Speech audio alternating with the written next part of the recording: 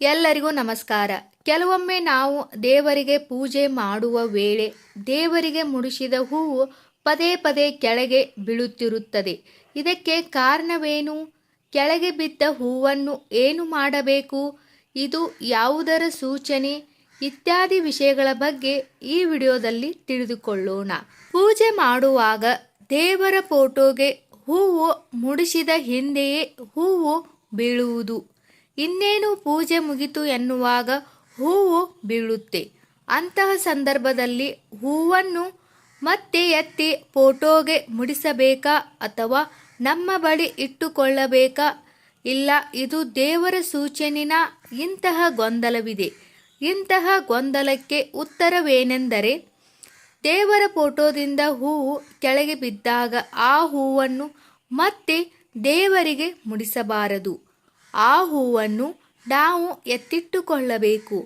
ನೀವು ಮಾಡಿದ ಪೂಜೆಗೆ ದೇವರು ನಿಮಗೆ ನೀಡಿದ ವರವಾಗಿರುತ್ತದೆ.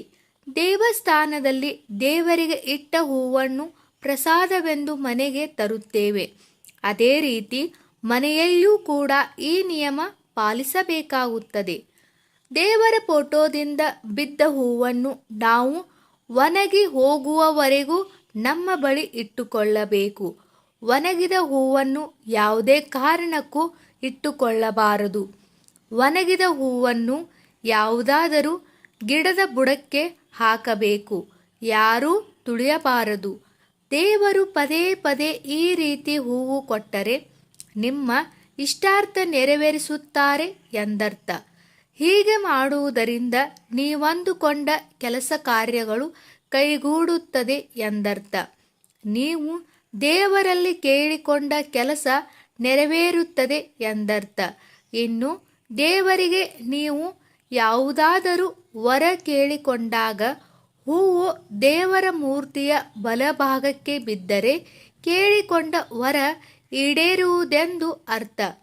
ದೇವರು ಎಡಭಾಗದಿಂದ ಹೂವು ಬಿದ್ದರೆ ವರ ಈಡೇರುವುದಿಲ್ಲವೆಂದು ಅರ್ಥ. ಇನ್ನು ದೇವರಿಗೆ ಎಂಥ ಹೂವು ಹಾಕಬಾರದೆಂಬ ವಿಷಯದ ಬಗ್ಗೆ ಹೇಳುವುದಾದರೆ, ಮುಟ್ಟಾದ ಹೆಂಗಸರು ಮುಟ್ಟಿದ ಹೂವು ದೇವರಿಗೆ ಹಾಕಬಾರದು. ಸುಗಂಧ ಭರಿತವಾದ ಹೂವು ಅಂದರೆ ಮಲ್ಲಿಗೆ, ಸಂಪಿಗೆ, ಗುಲಾಬಿ ಹೂವಿನ ಪರಿಮಳ ತೆಗೆದುಕೊಂಡು ಬಳಿಕ ದೇವರಿಗೆ ಆ ಹೂವು ಹಾಕಬಾರದು. ಇನ್ನು ಬಾಡಿ ಹೋದ ಹೂವು, ನೆಲಕ್ಕೆ ಬಿದ್ದ ಹೂವು ದೇವರಿಗೆ ಹಾಕಲು ಯೋಗ್ಯವಲ್ಲ. ಮುಳ್ಳಿನಿಂದ ಕೂಡಿದ ಹೂವು ಹಾಕಿದರೆ ದೋಷ ಉಂಟಾಗುತ್ತದೆ. ಈ ವಿಡಿಯೋದಲ್ಲಿರುವ ಎಲ್ಲ ಮಾಹಿತಿ ನಿಮಗೆ ಇಷ್ಟವಾದರೆ ದಯವಿಟ್ಟು ನಮ್ಮ ಚಾನಲ್ ಸಬ್ಸ್ಕ್ರೈಬ್ ಮಾಡಿ, ವಿಡಿಯೋಗೆ ಲೈಕ್ ಮಾಡಿ, ವಿಡಿಯೋನ ಶೇರ್ ಮಾಡಿ. ಎಲ್ಲರಿಗೂ ಧನ್ಯವಾದಗಳು.